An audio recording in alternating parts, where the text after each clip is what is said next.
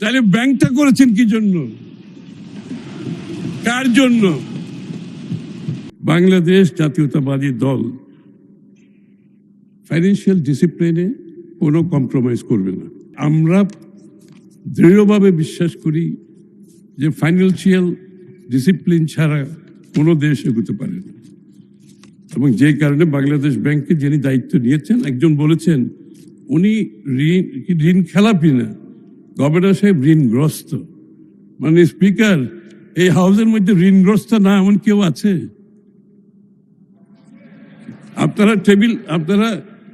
আপনারা এই টেলিভিশন, গাড়ি, এইগুলোর ডে টু ডে বেসিসে কোনো না কোনো ঋণ তো সবাই থাকে।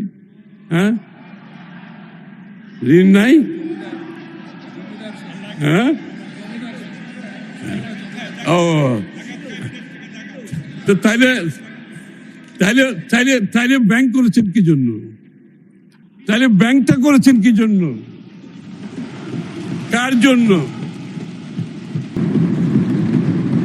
আসলে তো ব্যাংক, আমি তো বলছি মাননীয় মন্ত্রী, আমার মনে হয় আর 5 মিনিটে আপনি সাম আপ করতে পারবেন। another 5 minutes.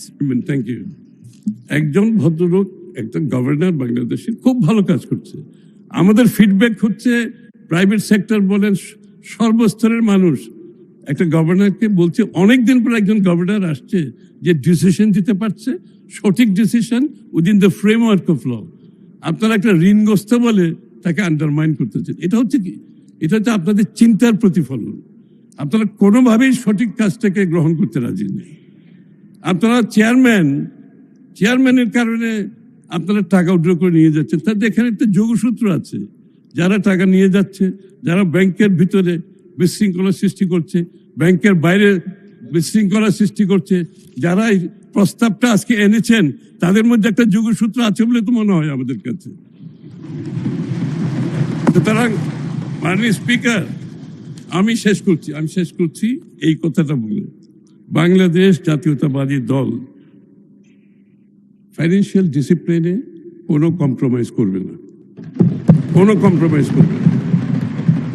এবং এটা বারবার আমাদের সরকার বারবার প্রমাণ করেছে। এটা এক্সট্রিম মশার কয়েল প্ল্যান্ট ফাইবার দিয়ে তৈরি, ডেঙ্গু, চিকুনগুনিয়া বাহি সহ যে কোনো মশার বিরুদ্ধে দেয় এক্সট্রিম সুরক্ষা।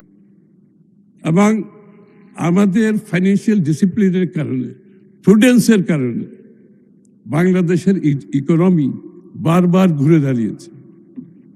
আজকে যে ভঙ্গুর অর্থনীতি আমরা হাতে নিয়েছি, এটাকে আমরা স্থিতিশীল এবং সমৃদ্ধির পথে নিয়ে যাওয়ার জন্য ফিনান্সিয়াল সেক্টরের গুরুত্ব যে কত, ফিনান্সিয়াল সেক্টর যে গুরুত্বপূর্ণ, সেটা আমরা অক্ষর অক্ষরে বুঝি। এটা না বুঝার কোনো কারণ নেই।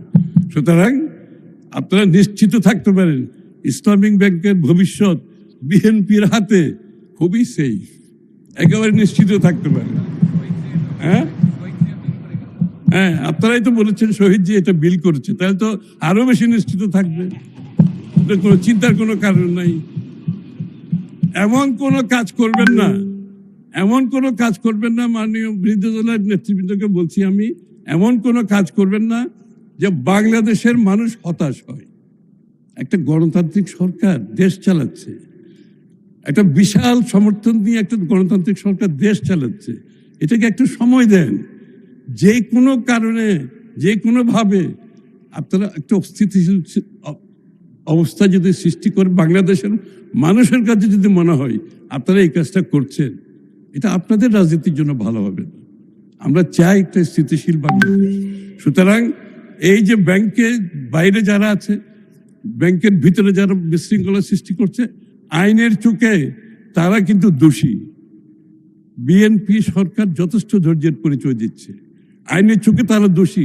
কোন রকম ফিনান্সিয়াল ইনস্টিটিউশনের সামনে ভিতরে বাইরে বিশৃঙ্খলা করার অর্থ তার শাস্তিযোগ্য অপরাধ, এবং এটার জন্য 2 বছরের জেল হতে পারে। কিন্তু বিএনপি সরকার অত্যন্ত ধৈর্যশীল, এবং আমরা কিন্তু অসম্ভব টলারেন্সের মাধ্যমে সরকার পরিচালনা করছি। এই যে এত বিশৃঙ্খলা সৃষ্টি করা হচ্ছে বিভিন্ন জায়গায়, সরকার কিন্তু খুবই ধৈর্যের সাথে দেশ পরিচালনা করছে। আমি আশা করব আপনারা সহযোগিতা করবেন। আগামীর বাংলাদেশ, যা বিএনপি যে আগামীর বাংলাদেশ গড়ার যে শপথ নিয়েছে সেটা আপনাদের বাদ দিয়ে তো না, আপনাদেরকে নিয়েই তো আমরা করতে চাই। কারণ আপনারা তো নির্বাচিত হয়ে এসছেন, আমরা না হয় বেশি এসছি, আপনারা কম আসছেন, কিন্তু আপনারা তো নির্বাচিত। আমার অনুরোধ, আমরা ঐক্যবদ্ধভাবে সামনের দিকে এগিয়ে যাই। প্রতিটি জায়গায় এই ধরনের ছোটখাটো ইস্যু নিয়ে বিশৃঙ্খলা সৃষ্টি করলে রাজনৈতিকভাবে আপনারা খুব বেশি লাভবান হবে না।